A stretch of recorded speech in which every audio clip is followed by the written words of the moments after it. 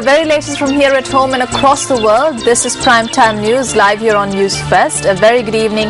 I'm Mahina Bongzo. Good evening and welcome. I'm Nadim Majid. Let's start off with a look at the news making headlines tonight. The Mattala International Airport declared open today.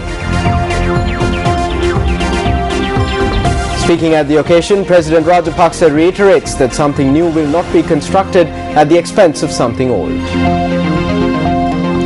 Former Chief Justice appears before the Bribery Commission. Risk of a highly venomous species of scorpion spreading in the country.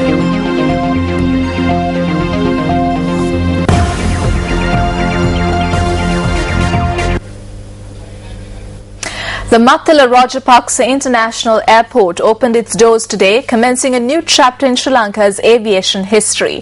The airport was declared open today under the auspices of President Mahinda Rajapaksa. The aircraft City of Magam Ruhunupura carrying the President touched down at the Mattala Rajapaksa International Airport this morning. The airport, which has been constructed using the local engineering knowledge base, is fully equipped with all modern amenities and modern technology. The President disembarked from the aircraft amid much pomp and ceremony to the chanting of Pirit by the Mahasangha.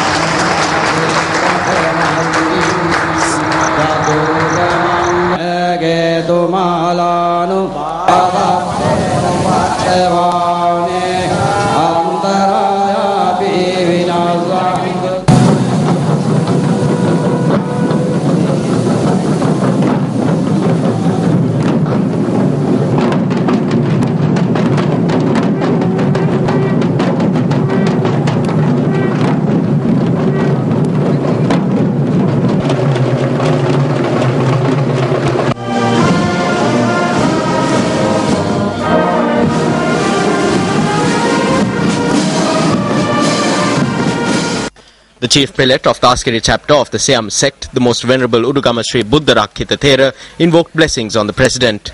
It's about eradicating poverty, better living conditions for everyone. Thereafter, the commemorative plaque at the airport was unveiled. The President also inspected the airport office premises. A commemorative stamp was also launched today, parallel to the opening ceremony of the airport. Following its opening, aircraft belonging to several airlines touched down at the Mattala Rajapaksa International Airport.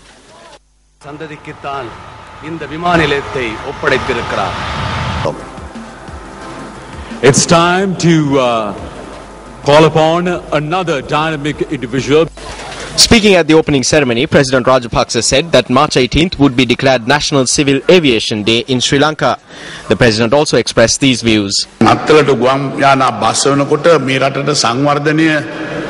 When aircraft land at Mattala, we should be able to beef up development activities in the country. It is true that we initiate most development projects using the income generated within the country. However, when we needed to complete these projects, we obtained foreign loans. We did not hesitate to do this, and we will not hesitate to do so in the future as well. We are not obtaining loans for consumption purposes. We are taking loans to build infrastructure facilities. We are not prepared to take loans, eat, drink and pawn the country. When this was being built, various stories were said. Now they are saying that we are trying to close down the Katunayaka airport and that we are going to bring everything from Katunayaka to Mattala. I need to say that we will not close anything in order to open something new. My hope and the hope of the mothers carrying their children here is to see our sons flying high above us. We all want a better future for our children. My dear sons and daughters, we did all this for you. We believe that you will make use of this.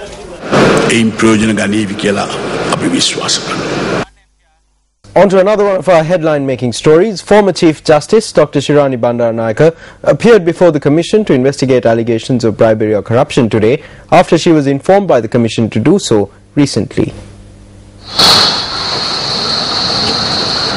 Dr. Shirani Bandaranaike arrived at the Commission to investigate allegations of bribery or corruption at about 9 a.m. today. Dr. Bandaranaike had informed the Commission that she would make a written submission pertaining to the allegations against her prior to the 1st of April.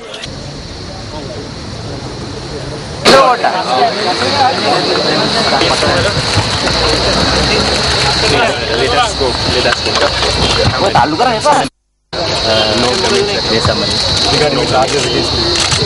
no comments at all. We can't even comment. So she has been requested to come. She came. That's all we can say. Come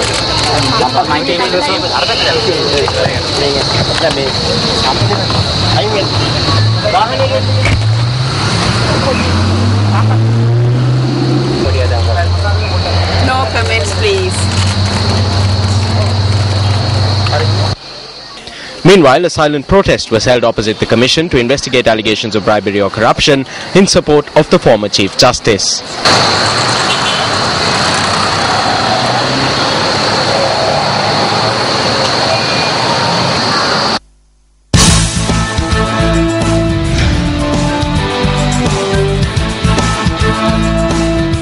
Taking a look at our developing story for tonight, 3 Congress ministers in India met with the leader of the Dravida Munnetra Kalaham or DMK party, M. Karunanidhi, in Chennai this evening. Indian media reported that ministers A.K. Anthony, P. Chidambaram and Ghulam Nabi Azad participated at this meeting with the DMK leader.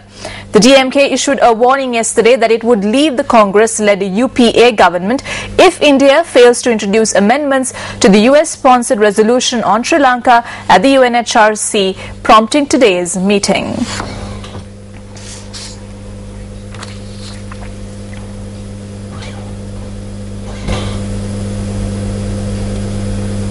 Meanwhile, according to Indian media reports, New Delhi has asked its envoy in Geneva to return to India for consultations on the US-sponsored resolution on Sri Lanka. According to an Indian External Affairs Ministry spokesperson, Ambassador Dilip Singha, India's permanent representative to the UN in Geneva, will arrive in India tomorrow to brief the Indian government on the resolution. He added that a final call on how India would vote on the resolution would be taken after the final text of the resolution was available to them. Speaking of ambassadors, Prasad Karyavasam, Sri Lanka's High Commissioner to India, says that the US-sponsored resolution on Sri Lanka at the United Nations Human Rights Council has created unfortunate tension between Tamil Nadu and Sri Lanka. He made this statement during an interview with Indian-based CNN IBN. Any content of the resolution for us is really not helpful. It only creates a kind of a bare ill feeling among some communities both in Tamil Nadu and in Sri Lanka, and this unfortunately has created the sense of tension for nothing. Those who are agitating against Sri Lanka and Tamil Nadu have not visited Sri Lanka recently. They have never gone there. They are going by hearsay. Some of the agitations have taken the form of a terrorism. In fact, some Sri Lankan innocent monks, innocent pilgrims, both Tamil pilgrims and Christian pilgrims have been attacked. This is again kind of violent methods practiced by the LTT sympathizers in the past in Sri Lanka. We feel very unsettled by this sort of happenings in Tamil Nadu. I think violence should not be a means to settle any matter. We abhor that. In another development to this story, the Indian government has called off the annual defence dialogue with Sri Lanka, scheduled to be held on the 25th of this month. According to The Hindu, no reason was given for cancellation of the secretary-level talks which were to be held in New Delhi. Now, during the talks, the two sides were to discuss ways to strengthen defence ties and finalise future military exercises. Meanwhile, the federal government of Canada has sent a special envoy to Sri Lanka to review the situation in the country before deciding on whether it will participate in the 2013 Commonwealth Heads of Government meeting, or CHOGM, in Sri Lanka. According to Canadian media reports, Canadian Senator Hugh Segal will meet with heads of the Sri Lankan government as well as opposition leaders and the public in order to find out the ground situation.